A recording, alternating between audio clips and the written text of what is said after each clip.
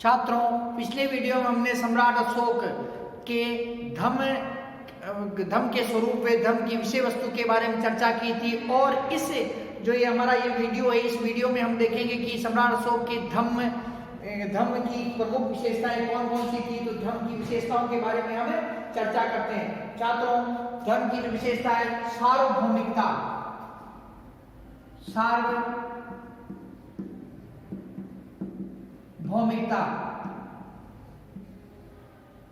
जो पहली विशेषता छात्रों सम्राट अशोक के धर्म की वो है सार्वभौमिकता। सम्राट अशोक समस्त विश्व को एक परिवार की तरह मानते थे। सम्राट अशोक समस्त विश्व को एक परिवार की तरह मानते थे।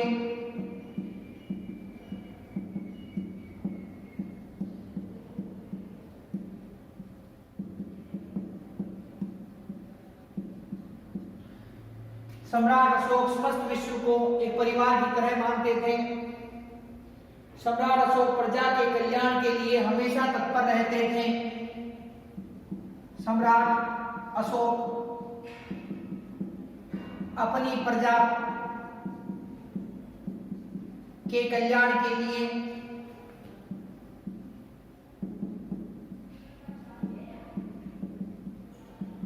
हमेशा तत्पर रहते थे।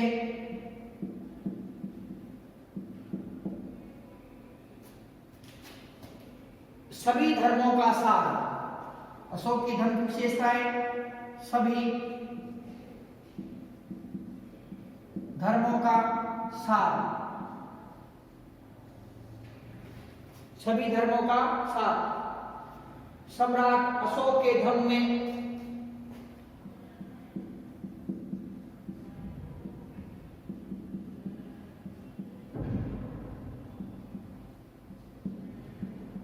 वैदिक, जैन,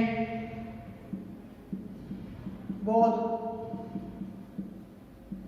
वैदिक, जैन, बौद्ध धर्मों का सार था।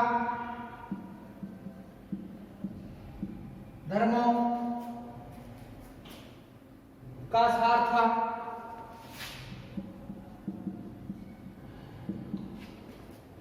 अर्थात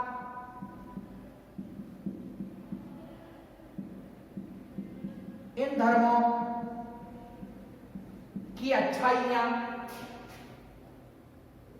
ग्रहण की गई।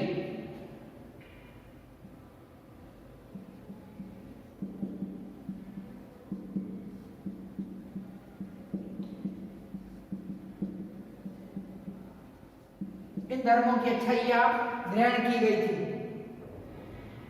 बाहरी आडंबरों, पाखंडों, दार्शनिक सिद्धांतों के जाल को दूर करने का प्रयास किया गया। बाहरी आडंबरों, पाखंडों व दार्शनिक सिद्धांतों के जाल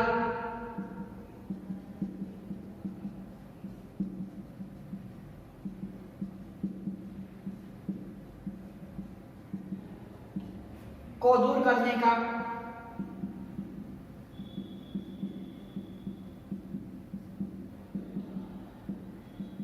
प्रयास किया गया।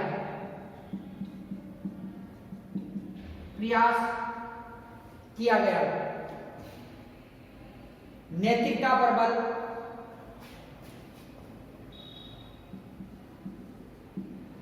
नैतिकता पर बल।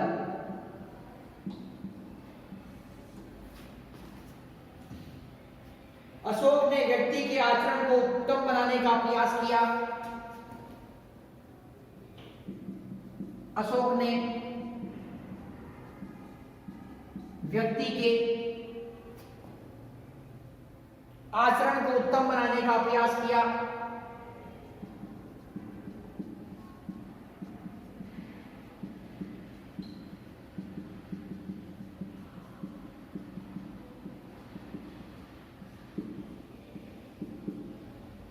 उत्तम बनाने का प्रयास किया। दया, साधुता, मधुरता, दया, साधुता, मधुरता, सत्य बोलना, अहिंसा पर बल दिया। सत्य, अहिंसा पर बल दिया। अहिंसा पर बल दिया। अहिंसा पर बल दिया। व्यक्ति के संयमित जीवन जीने पर बल दिया। व्यक्ति के संयमित जीवन जीने पर बल दिया।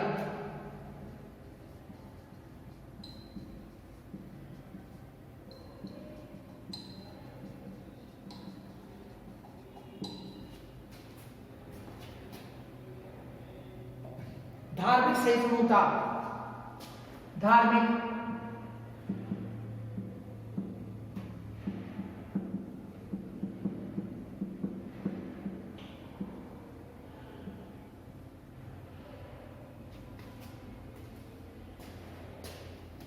अशोक सभी धर्मों का आदर करता था। अशोक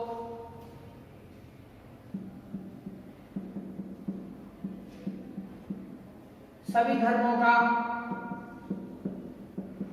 आदर करता था।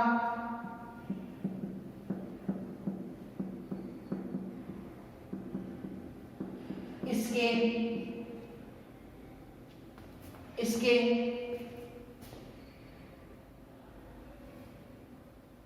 अशोक के धम्म में पूर्ण उदारता थी। इसके धम्म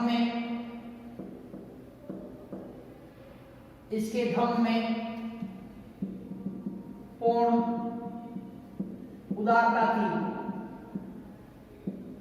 इसके धम्म में पूर्ण उदारता थी। किसी भी धर्म का व्यक्ति अशोक के धर्म को अपना सकता था। किसी भी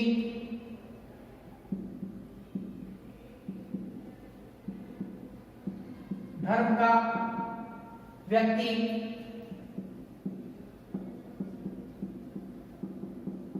अशोक के धर्म को अपना सकता था।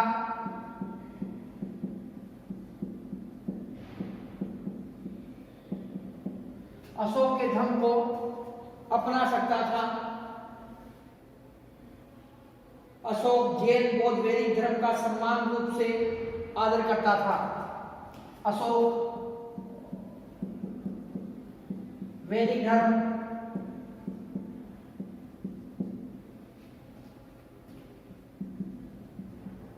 हिंदू धर्म, जैन व बौद्ध धर्म का समान रूप से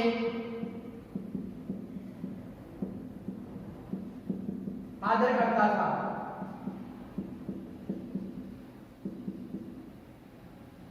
समान रूप से आदर करता था।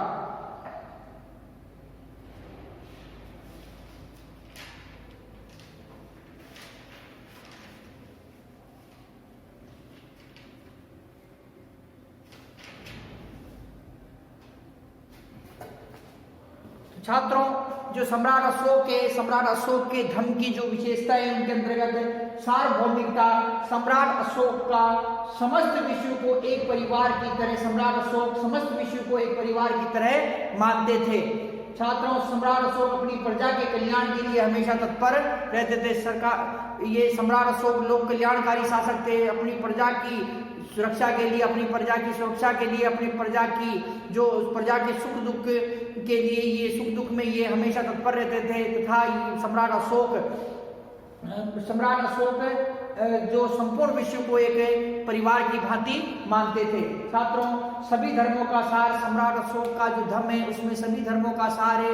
ब्राह्मण धर्म अर्थात जो वैदिक धर्म है जिसे हम हिंदू धर्म कहते हैं, तो हिंदू धर्म, जैन धर्म तथा बौद्ध धर्म, इन सभी धर्मों की जो अच्छाइयाँ थी उन अच्छाइयों को इन्होंने ग्रहण किया और ग्रहण करके एक धर्म की उन्होंने स्थापना की।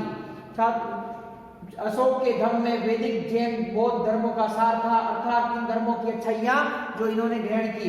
बाहरी आडंबरों, पाखंडों व दार्शनिक सिद्धांतों के जाल को दूर करने का इन्होंने प्रयास किया। तो बाहरी आडंबरों, पाखंडों तथा दार्शनिक सिद्धांतों के जाल को इन्होंने अपने धर्म के अंदर दूर करने का प्रयास किया। नैतिकता पर बल, अशोक ने व्यक्ति के आचरण को उत्तम बनाने का प्रयास किया। अशोक व्यक्ति के जो लौकिक तथा पारलौकिक दोनों ही जीवन को सुधारना चाहते थे, इसीलिए उन्होंने धर्म की स्थापना की। और जो धर्म के अंदर नैतिकता पर बल दिया गया, इसके अंदर किस पर बल दिया गया? नैतिकता पर इस पर बल दिया गया। अशोक ने व्यक्ति के आचरण को उत्तम बनाने का प्रयास किया। दया, साधुता, मधुरता, सत्य, अहिंसा पर बल दिया।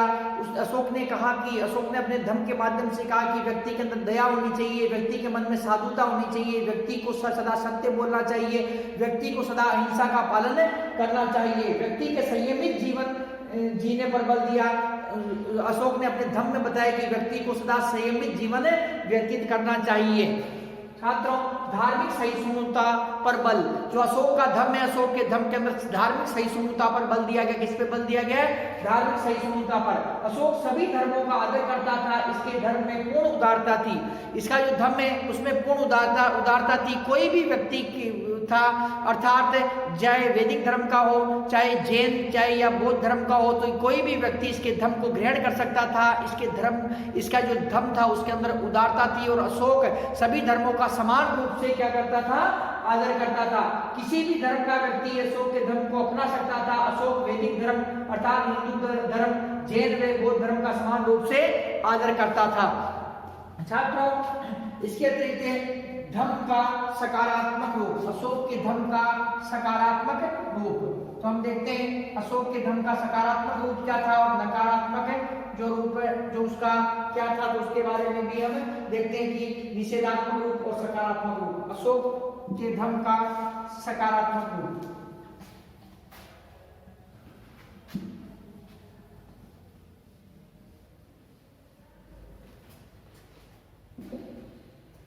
अशोक के धर्म का सकारात्मक रूप,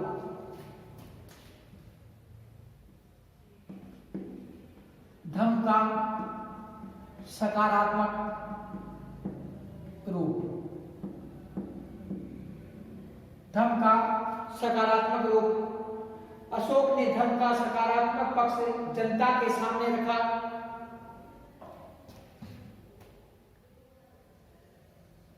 सम्राट अशोक ने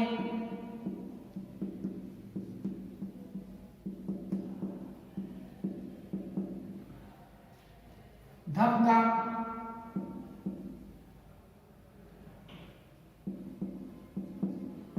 सकारात्मक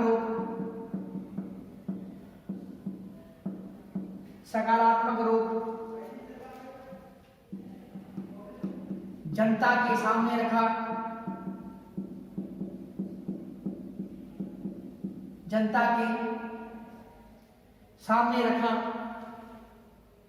सत्य, अहिंसा, शुद्ध व पवित्र भावना रखना। सत्य, अहिंसा,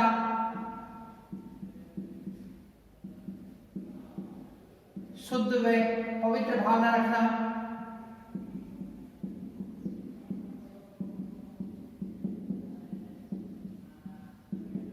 शुद्ध व पवित्र भावना रखना। दया करना, दान देना। दया करना, दान देना। दया करना, दान देना। व्यवहार में मधुरता लाना। व्यवहार में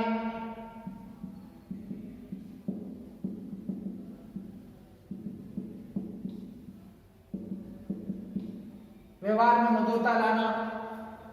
विश्व कल्याण की भावना रखना।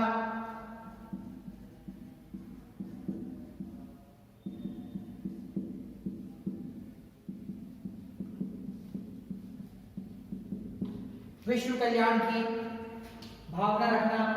प्राणियों का वध न करना।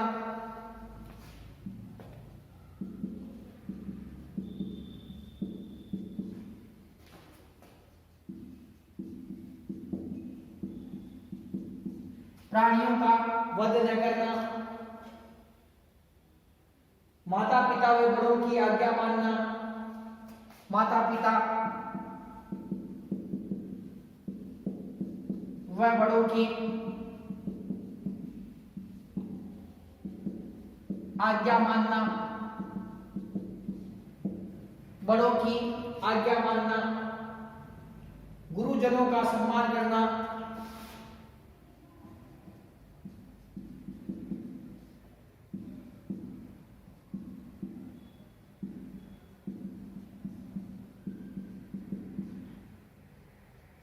गुरुजनों का सम्मान करना,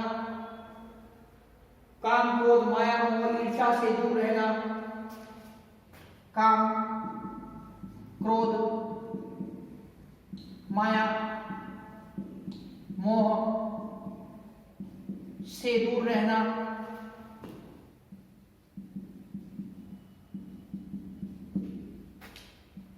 असहाय व गरीबों की सेवा करना,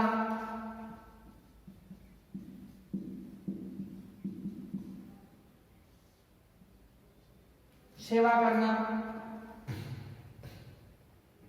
ब्राह्मणों शर्मणों दासों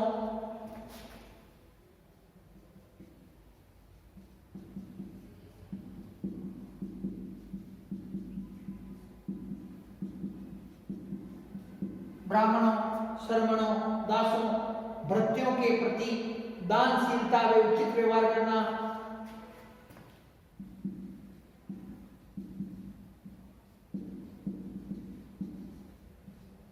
दानशीलता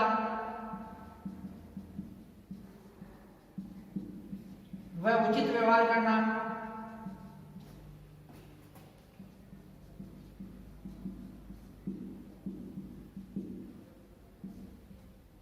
उचित व्यवहार करना।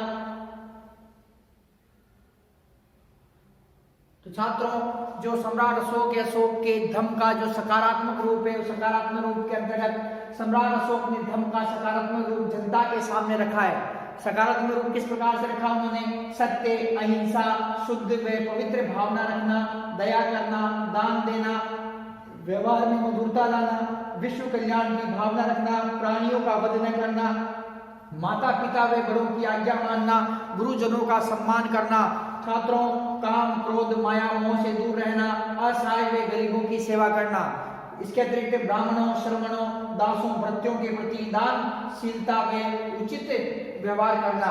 तो इस प्रकार से जो सम्राट अशोक ने अपने जो धर्म में धर्म का सकारात्मक पक्ष से रखा। तो अब देखते हैं छात्रों, धर्म के मार्ग में बाधा या निषेधात्मक रूप। धर्म के मार्ग में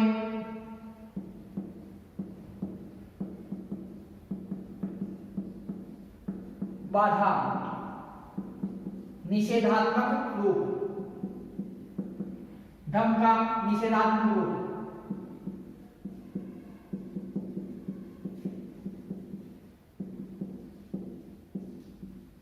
धम्म का निषेधात्मक रूप।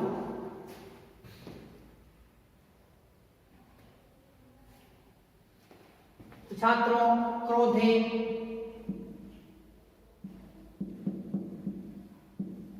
क्रोधे क्रोध, क्रोधे क्रोध माने, क्रोधे क्रोध माने मतलब मान अभिमान, अहंकार, अहंकार, ईर्ष्या,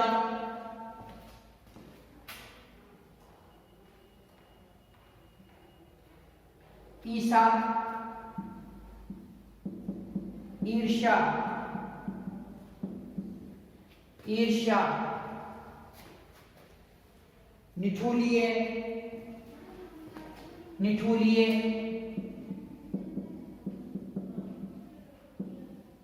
निर्दयता, निठुलिए, निर्दयता,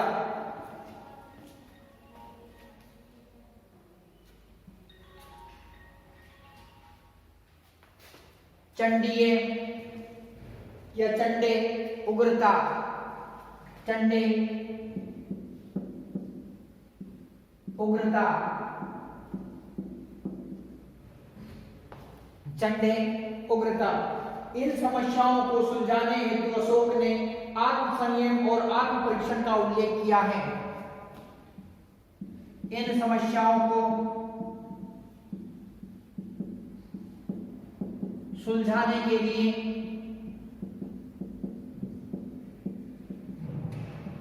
अशोक ने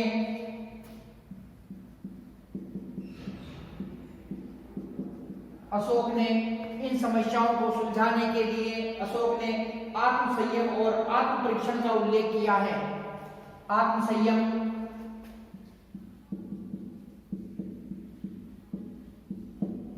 व आत्म परीक्षण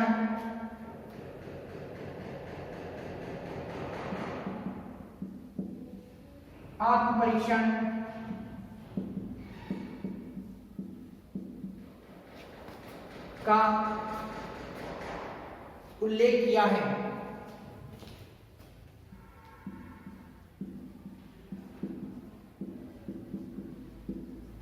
आत्म परीक्षण का उल्लेख किया है। अशोक ने धार्मिक सहिष्णुता का प्रतिपादन किया और कहा है, अशोक ने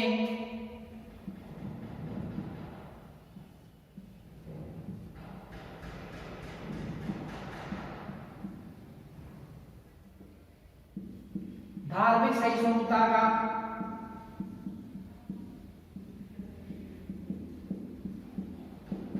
प्रतिपादन किया और कहा है,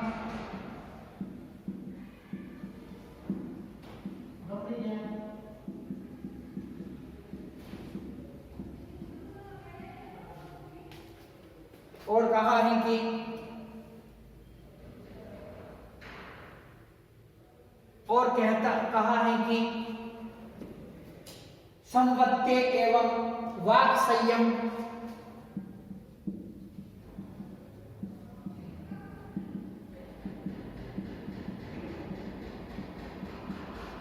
संवत्य एवं वाक् संयम अर्थात एकत्र होकर के सबके विचारों को एकत्र होकर सबके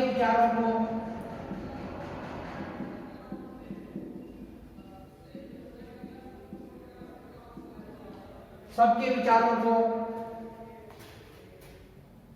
सुनने एवं सुनाने की बात करनी चाहिए। सुनने एवं सुनाने की बात करनी चाहिए। एक दूसरे की आलोचना से बचना चाहिए। एक दूसरे की आलोचना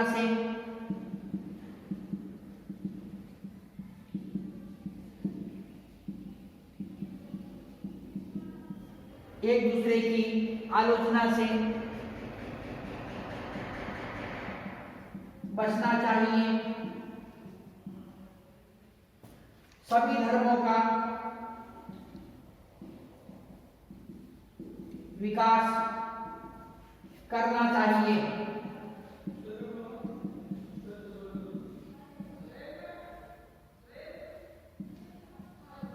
सभी धर्मों का विकास करना चाहिए।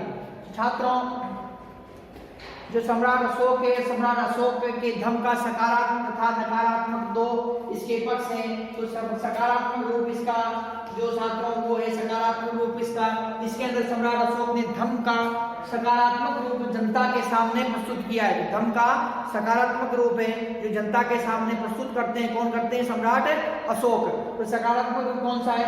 सत्य, अहिंसा, शुद्ध सत्य बोलना चाहिए, सदा अहिंसा का पालन करना चाहिए, हिंसा नहीं करनी चाहिए, शुद्ध व पवित्र भावना रखनी चाहिए, दया करनी चाहिए, दान देना चाहिए, व्यवहार में मधुरता लानी चाहिए।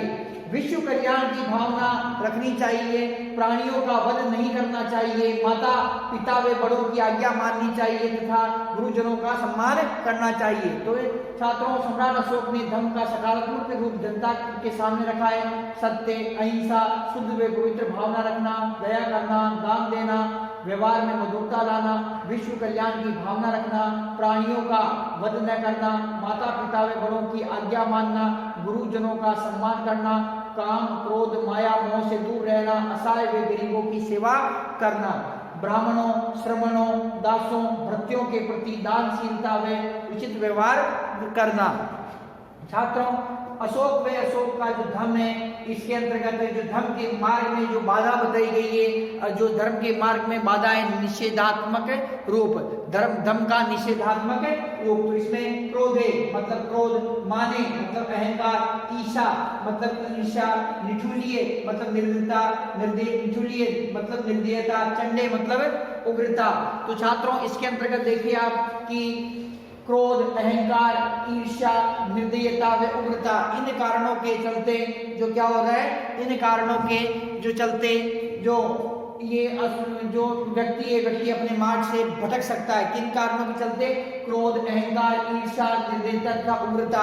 तो ये एक निषेधात्मक रूप है अशोक के धर्म के। परंतु अशोक क्या कहता है, ये समस्याएं मानव जीवन के अंदर, ये समस्याएं कौन समस्या है? क्रोध की समस्या, अहंकार की समस्या, ईर्ष्या की समस्या, निर्दयता की समस्या तथा उग्रता की समस्या। तो इस प्रकार की ये समस्याएं, तो इन समस्याओं का निराकरण किस प्रकार से होगा? तो निराकरण करने के लिए अशोक ने क्या कहा है, इन समस्याओं को सुलझाने के लिए अशोक ने आत्म संयम तथा आत्म परीक्षण का उल्लेख किया है। तो ये जो समस्याएं, इन समस्याओं का समाधान किस प्रकार से होगा? इन समस्याओं का आत्म संयम रखकर और आत्म परीक्षण करके। कि कभी भी इस प्रकार की समस्याएं आपके समक्ष आ जाए तो उस समय क्या करना चाहिए व्यक्ति को कि आत्म संयम रखना चाहिए, अपना आपा नहीं खोना चाहिए। तथा ये समस्या आई क्यों, अर्थात क्रोध क्यों आया, अहंकार क्यों आया तथा ईर्ष्या क्यों हुई, निर्दयता क्यों आई तथा उग्रता क्यों, जो आप उग्र क्यों है, उग्रता क्यों आया। तो इसलिए ये जो कठिनाइयां, ये जो बुराइयां जो मनुष्य के मन में आ रही, तो इसके लिए आत्म परीक्षण करना चाहिए कि ये क्यों हो रहा है। तो छात्रों, अशोक का जो धर्म है, धर्म के अंतर्गत जो इसके मार्ग में बाधा आ रही है, धर्म के मार्ग में कौन सी है? क्रोध, अहंकार, ईर्ष्या, निर्दयता तथा उग्रता। तो इस प्रकार की जो समस्याएं हैं, इन समस्याओं को सुलझाने के लिए अशोक ने आत्म संयम व आत्म परीक्षण का उल्लेख किया है। छात्रों, अशोक ने धार्मिक सहिष्णुता का प्रतिपादन किया और कहा कि उसने सभी धर्मों का ही आदर करता था। वैदिक धर्म, जैन धर्म तथा बौद्ध धर्म, दोनों ये तीनों धर्मों का ये समान रूप से आदर करता था। और इसने धार्मिक सहिष्णुता का प्रतिपादन किया। उसने क्या कहा? संपत्ति, इसने क्या कहा? संपत्ति वाक् संयम, इसने क्या कहा? संपत्ति एवं वाक् संयम, अर्थात एकत्र होकर सबके विचारों को सुनने एवं सुनाने की बात करनी चाहिए कि एकत्र होना चाहिए तथा सबके विचारों को सुनना चाहिए, वे सभी के विचारों को सुनने की बात करनी चाहिए। तो इसने क्या कहा कि संपत्ति एवं वाक् संयम, अशोक ने धार्मिक सहिष्णुता का प्रतिपादन करते हुए कहा कि संपत्ति एवं वाक् संयम अर्थात एकत्र होकर सबके विचारों को सुनने एवं सुनाने की बात करनी चाहिए, एक दूसरे की आलोचना से बचना चाहिए, सभी धर्मों का विकास करना चाहिए। तो ये अशोक ने कहा। छात्रों, अब हम देखते हैं कि अशोक द्वारा धर्म के विषय में किए गए उपाय। तो अशोक ने धर्म के विषय के अंदर क्या क्या उपाय किए, तो वो हम देखते हैं। अशोक द्वारा धर्म के विषय में किए गए उपाय।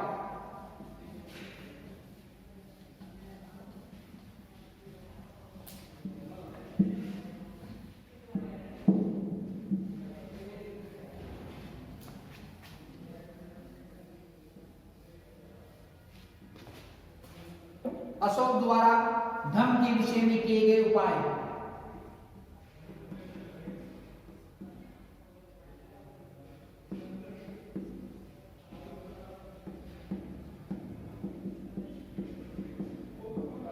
धर्म के विषय में किए गए उपाय।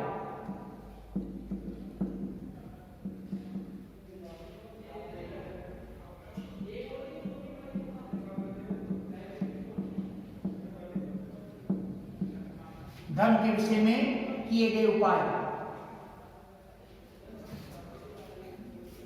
धम्म लिपि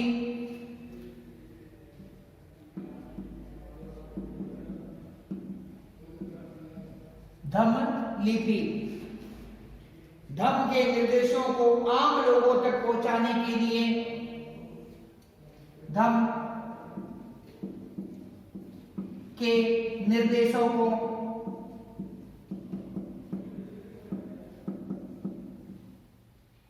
आम लोगों तक पहुंचाने के लिए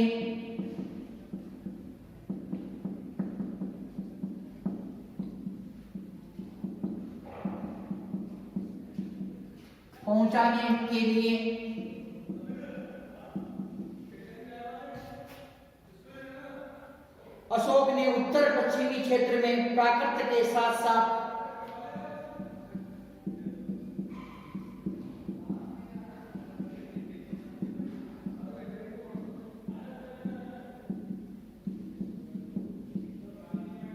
उत्तर पश्चिमी क्षेत्र में प्राकृत के साथ साथ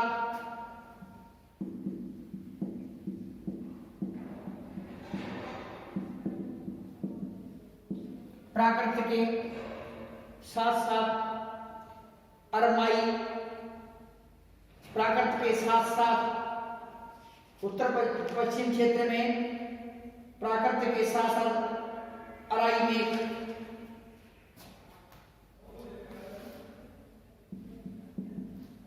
प्राकृत के साथ साथ अराई में व यूनानी भाषा का प्रयोग किया।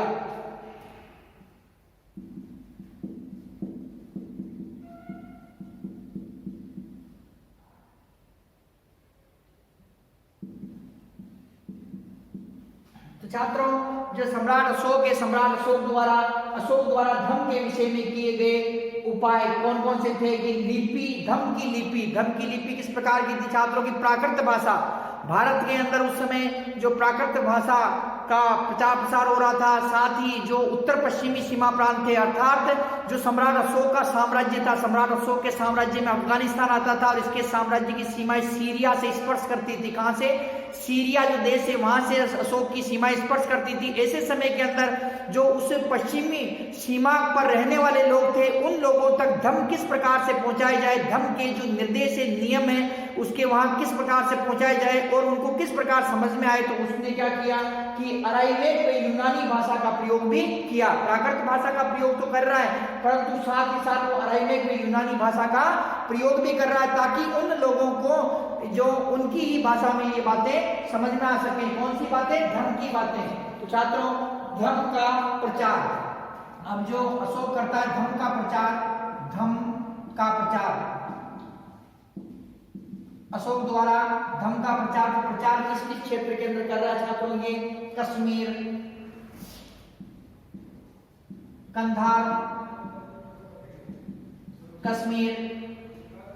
कंधार, नेपाल, श्रीलंका,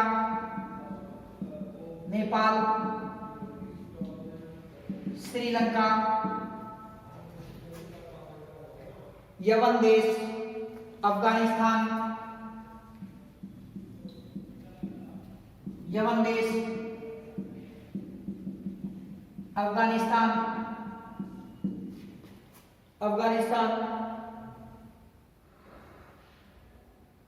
सिंध, हिमवंत प्रदेश, महाराष्ट्र,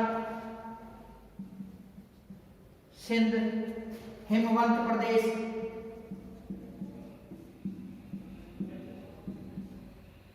प्रदेश, महाराष्ट्र,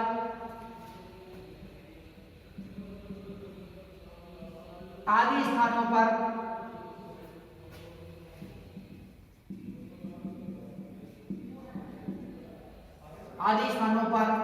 धम्म का प्रचार किया।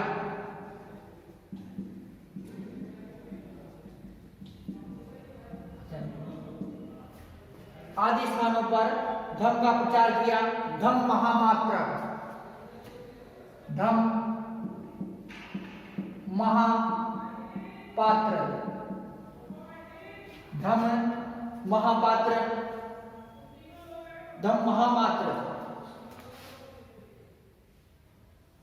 सम्राट अशोक के 5वें शिलालेख में सम्राट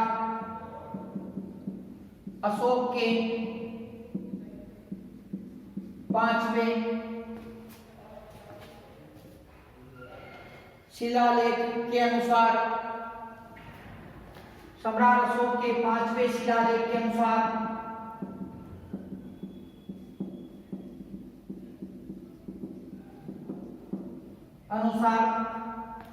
पांचवें शिलालेख के अनुसार अशोक ने धम्म महामात्रों की नियुक्ति की। अशोक ने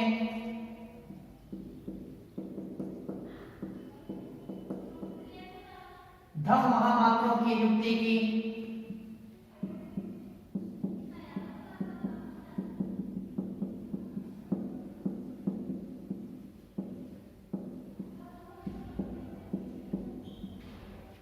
अशोक ने धम्म महामात्रों की नियुक्ति की, जिनका मुख्य कार्य जनता में धर्म का प्रचार करना था। जिनका मुख्य कार्य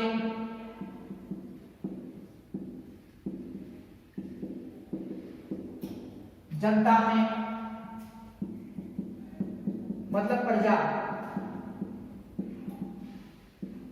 धर्म का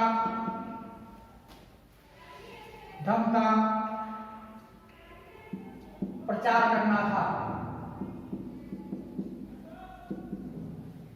धर्म का प्रचार करना था, जनता के लिए कल्याणकारी कार्य करना था। जनता अर्थात प्रजा के लिए कल्याणकारी कार्य करना था।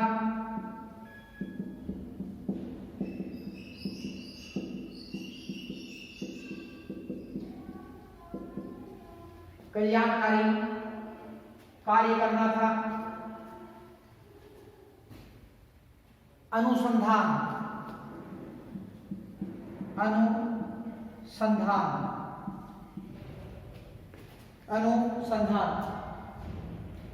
सम्राट अशोक ने तीसरे शिलालेख में प्रत्येक 5 वर्ष में धर्म प्रचार करने हेतु सम्राट अशोक के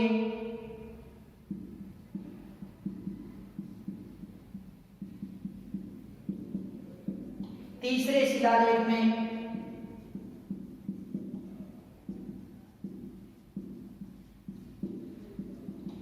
बताया गया है कि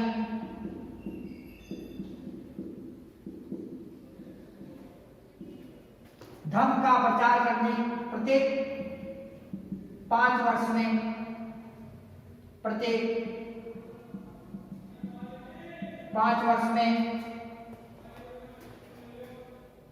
धर्म का प्रचार करने हेतु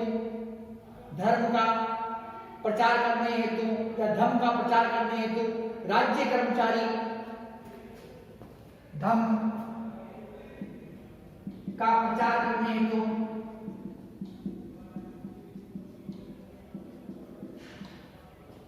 राज्य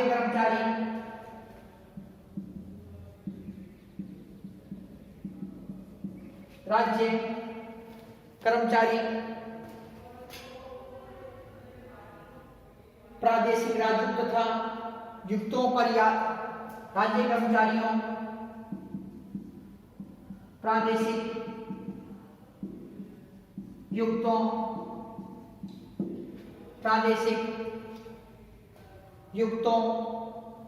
युक्तकों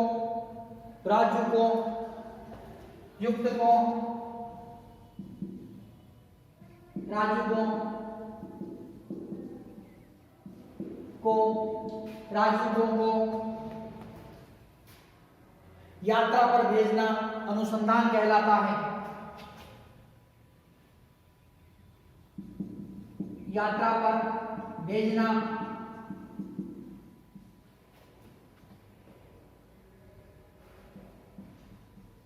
अनुसंधान था या अनुसंधान कहलाता था।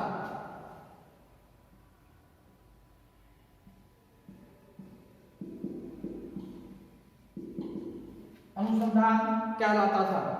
छात्रों, जो धम्म है, धम्म लिपि के अंतर्गत धम्म के निर्देशों को आम लोगों तक पहुंचाने के लिए अशोक ने उत्तर पश्चिमी क्षेत्र में प्राकृत जो के साथ साथ अराइमेक यूनानी भाषा का भी प्रयोग किया कि धम्म के जो विचार हैं जो उत्तर पश्चिम के क्षेत्रों तक पहुंच सके तथा जिन क्षेत्रों के अंदर प्राकृत जो भाषा है उसको जो प्राकृत भाषा को नहीं समझ सकते हैं जिन क्षेत्रों में, तो उन क्षेत्रों के अंदर उसने क्या किया कि जो उत्तर पश्चिम के क्षेत्र है जहाँ पर प्राकृत भाषा के अंदर जो नहीं समझ पा रहे हैं तो उनके साथ साथ में प्राकृत भाषा के साथ साथ में अराइमेक यूनानी भाषा का भी उसने जो प्रयोग किया।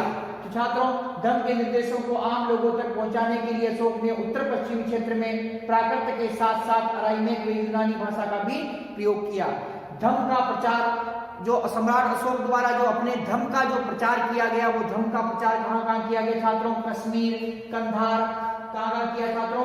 कश्मीर, कंधार, नेपाल, श्रीलंका, यमन देश, अफगानिस्तान, सिंध, हिमाचल प्रदेश तथा जो इसके अतिरिक्त जो महाराष्ट्र और आदि स्थानों पर जो उसने क्या किया, अपने धर्म का प्रचार किया। तो छात्रों, कश्मीर, कंधार, नेपाल, श्रीलंका, यमन देश, अफगानिस्तान, सिंध, हिमाचल प्रदेश, महाराष्ट्र आदि स्थानों पर उसने क्या किया, अपने धर्म का जो प्रचार किया। साथ ही छात्रों, धम्म महामात्र जो सम्राट अशोक द्वारा जो धम्म महामात्र थे, जो धम्म महामात्रों की नियुक्ति की गई, किसके द्वारा की गई? सम्राट अशोक द्वारा। तो सम्राट अशोक के 5वें शिलालेख के अनुसार अशोक ने धम्म महामात्रों की नियुक्ति की, जिनका मुख्य कार्य जनता में धम्म का प्रचार करना था। मुख्य कार्य क्या था? जनता के अंदर धम्म का प्रचार करना था। जनता प्रजा के लिए कल्याणकारी कार्य करना, जनता के लिए कल्याणकारी कार्य करना तथा इसके अतिरिक्त जो धम्म का प्रचार करने का जो मुख्य कार्य था वो किसका था? धम्म महामात्रों का था। और इनकी नियुक्ति किसने की? सम्राट अशोक ने की। और इसकी जानकारी हमें किस शिलालेख से मिलती है? जो सम्राट अशोक के 5वां जो शिलालेख है, 5वें नंबर का शिलालेख है, इससे हमें जानकारी जो मिलती है। अनुसंधान छात्रों, अनुसंधान सम्राट अशोक के 3रे शिलालेख में बताया गया है कि जो सम्राट अशोक का 3रा शिलालेख उसमें बताया गया है कि प्रत्येक 5 वर्ष, कितने वर्ष में? 5 वर्ष में, प्रत्येक 5 वर्ष में धम्म का प्रचार करने हेतु राज्य कर्मचारियों, प्रादेशिक युक्तकों, राजूकों को यात्रा पर भेजना। जो धम्म का प्रचार करना या धर्म के प्रचार के लिए प्रत्येक 5 वर्ष के अंदर जो राज्य कर्मचारियों को, प्रादेशिक को, राजूकों को, युक्तकों को जो यात्रा पर भेजना क्या कहलाता था? अनुसंधान कहलाता था। छात्रों, धर्म श्रवण अगला जो उपाय किया गया धर्म के लिए उसने, तो उसके अंतर्गत जो था छात्रों धर्म श्रवण। क्या था छात्रों? धर्म श्रवण। 7वें शिलालेख में इस बात का हमें उल्लेख मिलता है, धर्म श्रवण।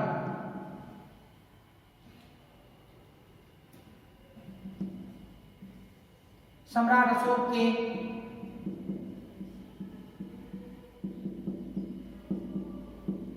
7वें शिलालेख में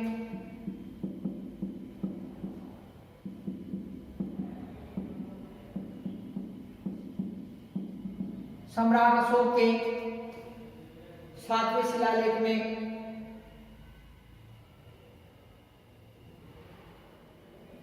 जनता को दिया गया धर्म संदेश उल्लेखित है कि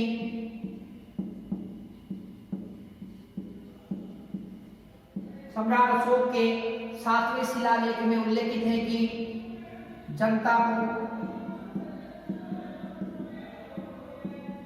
दिया गया धर्म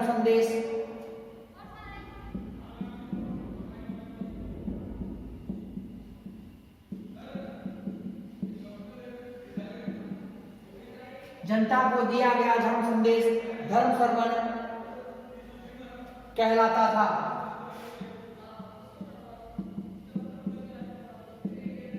धर्म श्रवण कहलाता था।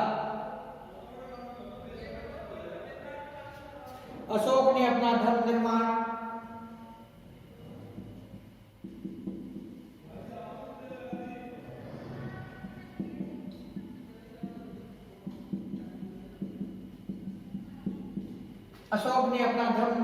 धर्म निर्माण लोगों के लौकिक जीवन के साथ साथ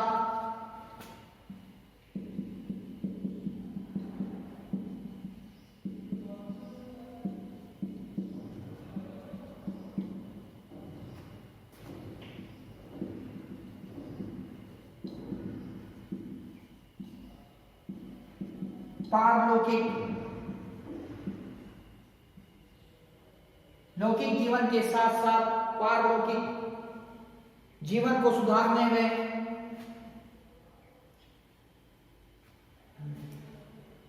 पारलौकिक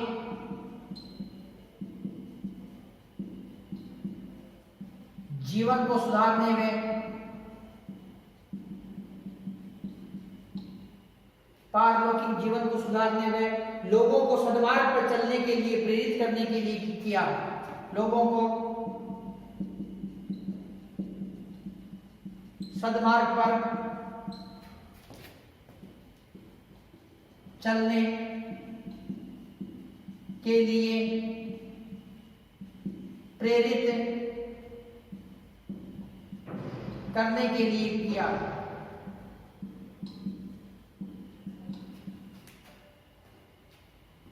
छात्रों, जो अशोक का जो धर्म है, छात्रों धर्म के जो अशोक द्वारा धर्म के विषय में किए गए उपाय धर्म श्रवण। तो अगला जो अंतिम उपाय कौन सा छात्रों? धर्म श्रवण। सम्राट अशोक के 7वें शिलालेख में उल्लेखित है कि जनता को दिया गया धर्म संदेश धर्म श्रवण कहलाता था। तो जनता को जो दिया गया धर्म उपदेश था वो क्या कहलाता था? धर्म श्रवण कहलाता था। तो छात्रों, अशोक ने अपना धर्म निर्माण लोगों के लौकिक जीवन के साथ साथ पारलौकिक जीवन को सुधारने में लोगों को सद्मार्ग पर चलने के लिए प्रेरित करने के लिए किया। सद्मार्ग पर चलने के लिए प्रेरित करने के लिए अशोक ने किया। तो छात्रों, इस प्रकार से जो सम्राट अशोक ने धम्म लिपि, धम्म प्रचार, धम्म महामात्र, अनुसंधान, धर्म श्रवण के माध्यम से जो धम्म के लिए धम्म के विषय के में किए गए उसके प्रमुख उपाय थे। तो छात्रों, सम्राट अशोक एक महान शासक था, महान कुशल योद्धा था, चतुर राजनीतिज्ञ, कुशल कूटनीतिज्ञ व्यक्ति था। छात्रों, सम्राट अशोक मौर्य वंश के महान प्रतापी शासकों में से एक था। सम्राट अशोक द्वारा अपने जो पितामह चंद्रगुप्त मौर्य द्वारा स्थापित किए गए साम्राज्य, जो उसने विशाल साम्राज्य स्थापित किया था, उस विशाल साम्राज्य को अक्षुण्ण बनाए रखा था। इसके साथ ही मौर्य साम्राज्य का उसने विस्तार किया। जो सम्राट अशोक ने जो अपने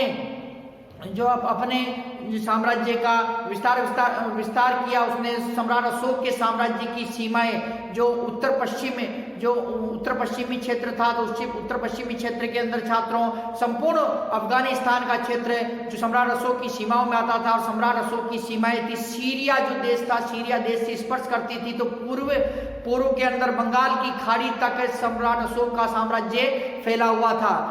छात्रों, इसके अतिरिक्त जो पश्चिमी जो क्षेत्र है, पश्चिम क्षेत्र में काठियावाड़ तक उसका साम्राज्य था, दक्षिण के अंदर जो कर्नाटक का संपूर्ण क्षेत्र था उसके साम्राज्य के अंदर आता था। छात्रों, सम्राट अशोक के द्वारा 261 ईस्वी पूर्व एक महाविनाशकारी युद्ध लड़ा गया। वो युद्ध था कलिंग का युद्ध। तो छात्रों, कलिंग के राजा नंदराज पर सम्राट अशोक ने आक्रमण किया और कलिंग के राजा नंदराज को सम्राट अशोक द्वारा पराजित किया गया। इसी युद्ध के अंदर 1 लाख लोग मारे गए, 1.5 लाख लोग बंदी बनाए गए तथा लाखों लोग इसके अंदर घायल हुए। ऐसे नरसंहार को देखकर, ऐसी जन धन की हानि को देखकर सम्राट अशोक का हृदय है वो परिवर्तित हो गया, और उसने अब जो बौद्ध भिक्षु था उपगुप्त, कौन था? उपगुप्त के नेतृत्व में सम्राट अशोक द्वारा बौद्ध धर्म ग्रहण कर लिया गया। तथा छात्रों, जब उसने बौद्ध धर्म ग्रहण किया तो बौद्ध धर्म के प्रचार प्रसार के लिए उसने जो अपने प्रचारक विभिन्न क्षेत्रों के अंदर भेजे तथा बौद्ध धर्म का प्रचार प्रसार किया। भगवान बुद्ध से संबंधित जो स्थान थे जैसे लुम्बिनी, कपिलवस्तु, बोध गया, सारनाथ, श्रावस्ती, तो कुशीनगर, तो इस प्रकार के जो भगवान बुद्ध से संबंधित स्थान थे उन विभिन्न स्थानों की उसने सम्राट अशोक द्वारा यात्रा की गई तथा बौद्ध धर्म का प्रचार प्रसार किया गया। भगवान बुद्ध के जो जन्म स्थान लुम्बिनी था, लुम्बिनी को करमुक्त उसने कर दिया लुम्बिनी गांव को। इस प्रकार से छात्रों, बौद्ध धर्म के प्रति ये आसक्त हुआ, और जो सम्राट अशोक द्वारा जो धम्म की स्थापना की गई। धम्म क्या था छात्रों? सभी धर्मों का सार था, इसके अंदर सभी धर्मों की इसके अंदर अच्छाइयां ग्रहण की गई, तो उसने धम्म की स्थापना की। तो इस प्रकार से छात्रों, जो सम्राट अशोक था एक महान मौर्य वंश का एक महान शासक था तथा प्राचीन भारत के इतिहास में सम्राट अशोक का